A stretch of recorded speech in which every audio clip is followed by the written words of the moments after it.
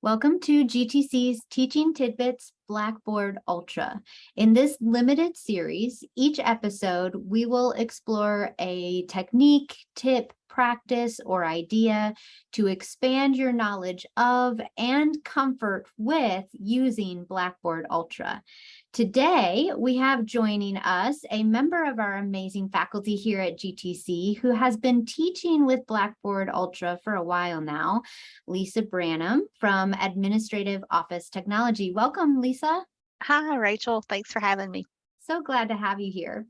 In this episode, Lisa is going to explore some various tools and methods available for student engagement in Blackboard Ultra. And specifically, Lisa is going to focus on announcements and messages. So, Lisa, I'm going to turn it over to you to share your teaching tidbit.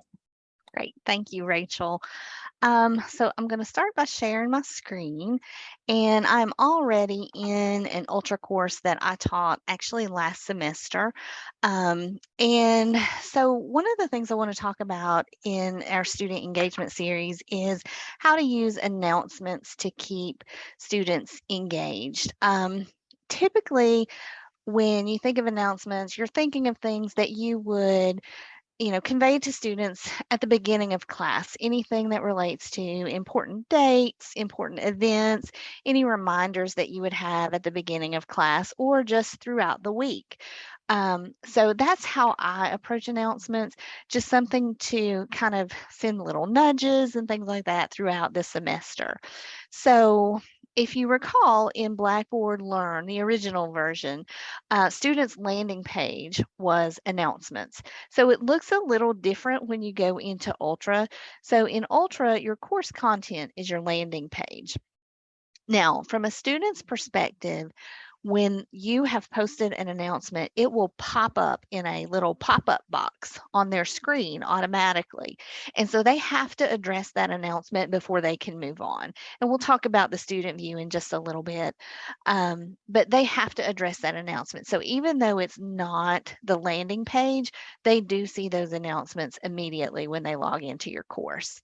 But let's just say a student has gone in and they're, specifically going to turn in homework and you've posted an announcement and they click out of it and they're like, gone, I got to go get my homework done. If they want to go back and see that, announcements are listed over in this left menu. So I'm going to switch to student preview and I'm going to show you what that looks like, and then we'll talk about it from the instructor preview. So here is the announcements, and you can see the view archive. So if a student clicks on view archive, they can go in and see every announcement that you have posted. So this is all of my announcements for this class. So that's what it looks like from the student preview once they've closed that announcement.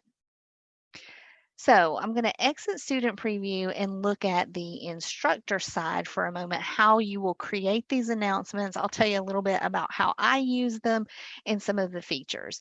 So right now you can see that I have 34 announcements total and 34 posted. So if I want to see all of my announcements or if I want to create a new one, I just click on that link and here are all of my announcements.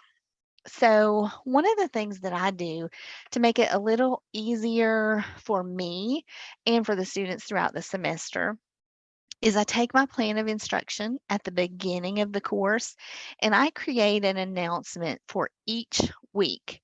And I schedule this to open on Sunday of every week. So let's look at Module 2. So it's a very short announcement. It just says what we're going to cover, and it gives them the activities that they're doing and the due date. So this is just that due date reminder. And I schedule this so it automatically happens every Sunday. I don't have to do anything after I set it up. And this automatically goes to students. And then throughout the semester, as things come up or I want to remind them of a due date.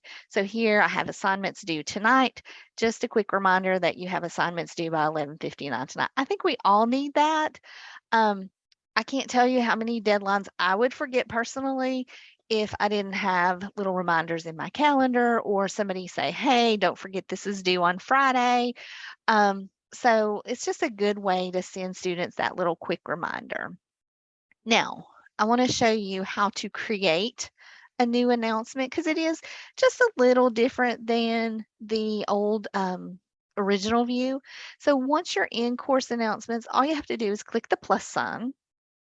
And I'm going to do another Teaching Tidbits announcement.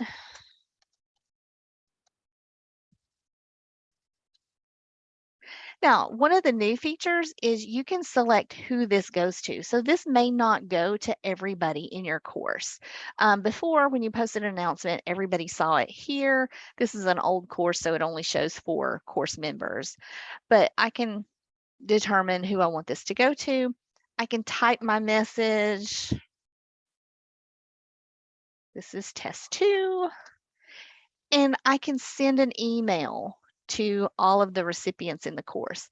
So if I'm posting this announcement now, I can click this and they'll also get an email notification that this announcement's been posted. Now, if I don't want this announcement to go out until tomorrow, I can schedule and I can say, okay, I want this to go out tomorrow at 9 a.m. And you can either type this in or you can use the little clock. So it's going to go out at 9 a.m. If I want to hide it after, a week, I can click the hide on and I can hide it at 9 a.m. on the 1st. And then I would save it. Now, one thing that you cannot do, and this is no different than Learn, it was set up the same way in Learn. If you're scheduling it for the future, it will not allow you to send it as an email. So you'll have to go back in, open that up after the announcement posts, and then email it out if you want to do that. So I'm going to save my announcements. I'm going to take off the schedule so it'll show up. And I don't want to send it to everybody in the course. Now, this is also another new feature. This is not automatically posted. It's saved in draft form, so you do have to click post now in order for that to show. And then it'll tells you when everything was posted. Another great feature is you can see how many students have actually interacted with this announcement or viewed this announcement. So I can see that all of my students have viewed these announcements, except these 2 that I've posted for this video. If I decide, oh, I really didn't want that announcement, I can delete it. If I decide I want another announcement that's similar, maybe it's this assignment is, you have assignments due tonight, I can just copy that announcement. So I'm going to delete one. It asks me if I want to delete, and I say yes. So this is just a really good feature to keep your students engaged throughout the semester. So you'll see some announcements here. We had free Microsoft certifications. So I posted an announcement about that. And you can add links, you can add documents. So that's what these are. If I want to download that, I can download it. So as you're creating your announcements, you can add those additional features. So you would add content, you can add media, recordings, you can add attachments, anything like that as you create announcements. The other new feature that is good, it's a little limited, I will show you that, is the search feature. So if I'm a student and I'm like, oh, what did she say about the test? I know there was an announcement about a test. I don't know what it was. I can search for test and every announcement that deals with tests comes up. Now, one of the limiting features that I've found is you can't search for multiple words. So if I search for test, I can find it. But if I search for test 1, it says nothing found. So limit your search to just one specific term, and the feature works great. So if I want to find that, I'm like, oh, she posted something about Microsoft certification. I can search for Microsoft and it pops up. So it's very easy to find those. So just a really good way to keep students engaged throughout your course. The other topic that I want to cover is course messages. And I'm not going to lie, this is one that I've heard a lot of people a little concerned about. And I had that little angst myself because we think, gosh, we have Gmail, we have Outlook, and here's another place that I have to go look for messages. However, Blackboard has some really good features with messages that, one, make it important for us to use, and two, make it easy for you to see those messages so that it's not just another thing that you have to go check. So again, I want to look at this from an instructor standpoint and a teacher standpoint. So from a student standpoint. So in Blackboard Learn, you had a send email feature on the left menu. You don't have that here. So you have to use course messages in the course. Couple of good things about that. One, you don't have students sending you email to your Gmail and you get something with a subject line that's like, I need help, because I don't know what class you're in. If they send it just through Gmail, you never know what class they're in because they always forget to identify that. And then you're going through your rosters trying to figure out, where does this student belong and what are they talking about? So when they send through course messages, it's inside your course. So you know immediately, what course this is coming from. So along the top menu, you have a messages option. And this is messages that I've sent throughout the course. They're archived with the course, which is the other really important thing about this. If I'm hit by a bus next week and somebody needs to go in and see, did I give this student permission to take a test late? Did I, make some kind of accommodation? This is all archived with the course. So whoever takes over the course will have access to the messages. Whereas in Gmail, they're not going to have access to my Gmail. So that's a really good thing about this. So if I want to, as an instructor, send a message to my students, again, plus sign makes it pretty intuitive. Now, I have watched the Blackboard roadmap and I'm really excited. This box is getting bigger. That was something that, we talked about and they heard. This is a little bit limiting. So this is getting bigger in the next update of Blackboard. So again, I can choose all course members to send this to, or I can just send it to one particular course member. So I'm going to send it to all, type my message.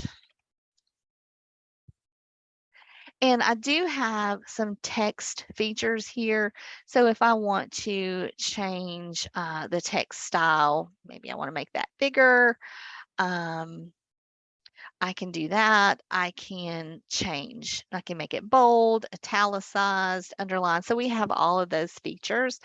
You can make lists. You can undo something if you're not sure you like that. You can insert links. And again, you can also insert attachments, images, videos, anything that you want, just like you would in a regular email.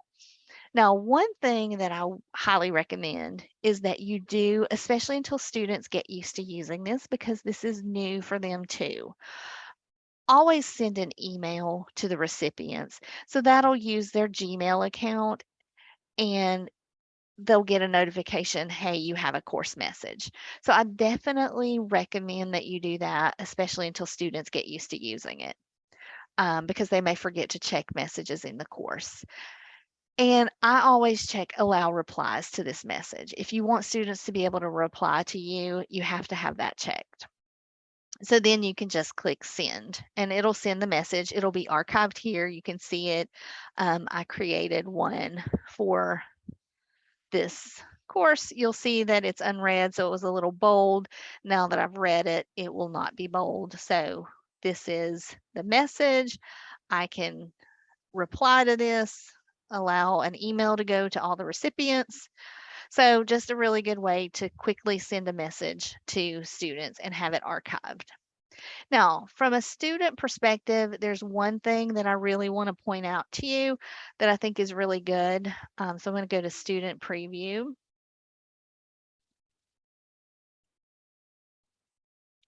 Where as an instructor, you don't have a send email button, Students don't necessarily have a send email button either, but they do have a send message button. So beside of the instructor name, if they just want to send you a message, it makes it very intuitive. It's a little mail icon. So they can click that and they can send you a message. If they want to add more, maybe they want to send it to both instructors, they can choose to do that. And they have the same options here. Again, I would encourage them to send an email copy to recipients.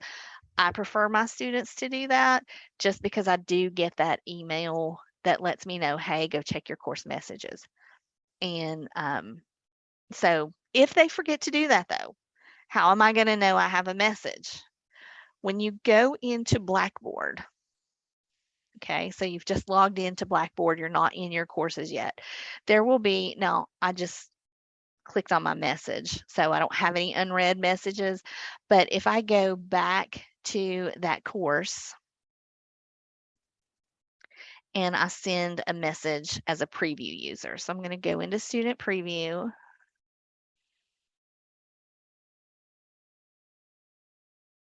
And I'm going to send a message to the instructor. Okay.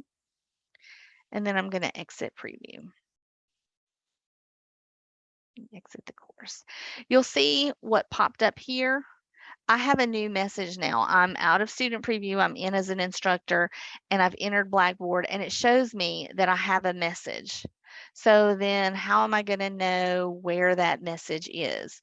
So if I click on messages and I go to the semester that I taught this course, you'll see here you have one unread message. So if I just click that, it immediately pops up. You'll see the unread one is in bold and the ones that I have read are in, they're not bold. So you can see that there. So I can click on it and that opens the message and I can reply here if I would like. So again, those are just some tools to keep your students engaged, keep that line of communication open to them through announcements and messages. Well, thank you so much, Lisa, for sharing these helpful tools. I think especially just showing all of the features and kind of the intuitive nature of a lot of these things with announcements and course messages are going to be helpful as we all make this transition to Blackboard Ultra. So thank you for sharing those bits about how we can continue to very easily maintain student engagement in our courses. Thank you, Rachel. Well, if you would like to continue the conversation with Lisa, I know Lisa would invite you to contact and ask your questions or share your ideas. Lisa's email is here on the screen. You can email her at lisa.branham@gvltec.edu. If you have broader questions as well and you want to contact CISC, you can also email the department email, cisc@my.gvltec.edu, and someone from CISC will also be happy to help you with any questions or concerns that you have. Well, that's this week's teaching tidbit for Blackboard Ultra, and we'll see you next time.